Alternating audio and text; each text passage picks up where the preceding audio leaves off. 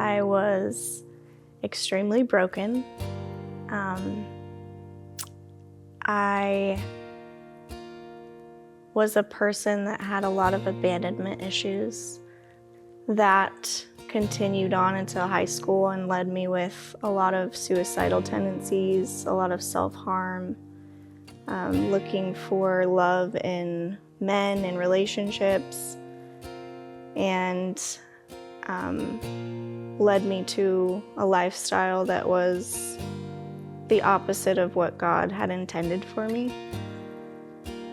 When I met my first husband, who ended up abusing me for 6 years, physically, emotionally, mentally, that relationship broke me.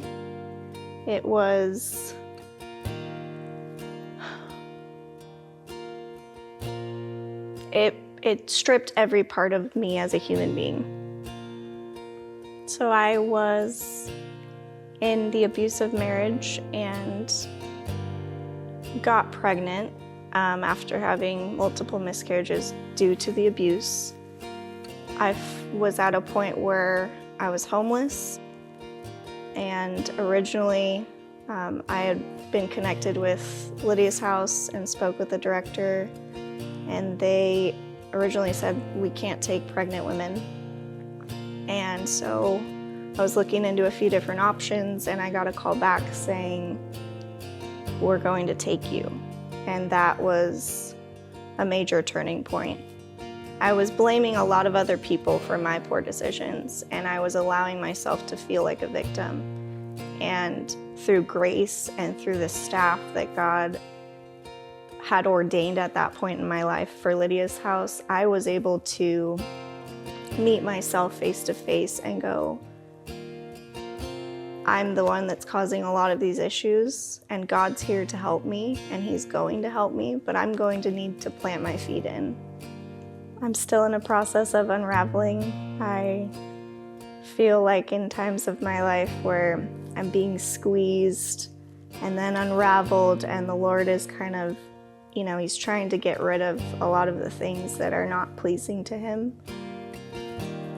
And all I can say is that it's a daily process. It's never finished.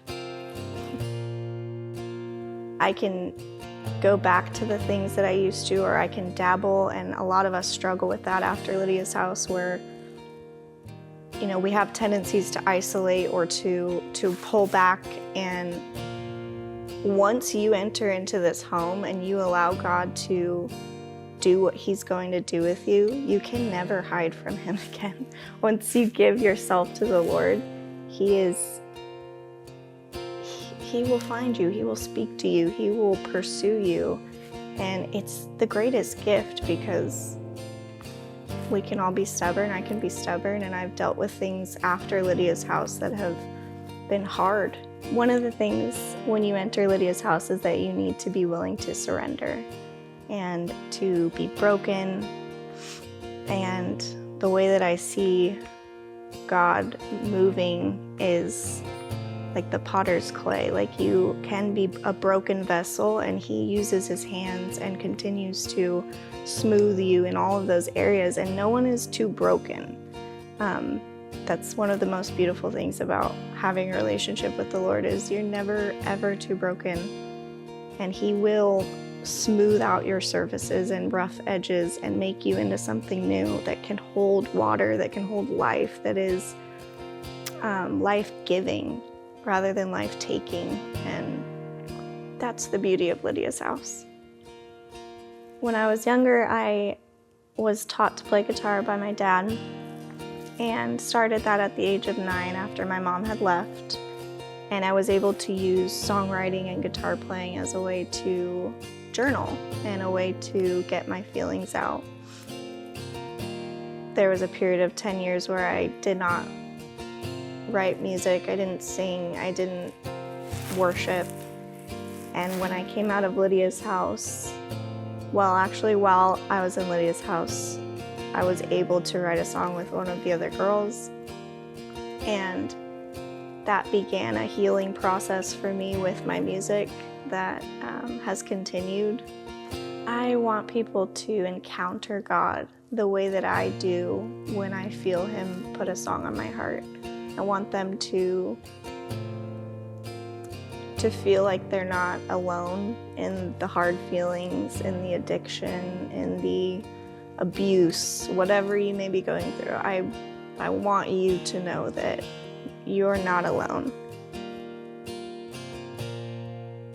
I want to thank the staff that is at Lydia's house, because God has placed them there for each season and each girl that walks through the doors, and they give so much and they go under so much attack, and it's hard to answer God's call and willingly say yes every day. And when you get weary and when you get tired, and I see that in them, I'm not a crier, but I'm really thankful for them. That's all I have.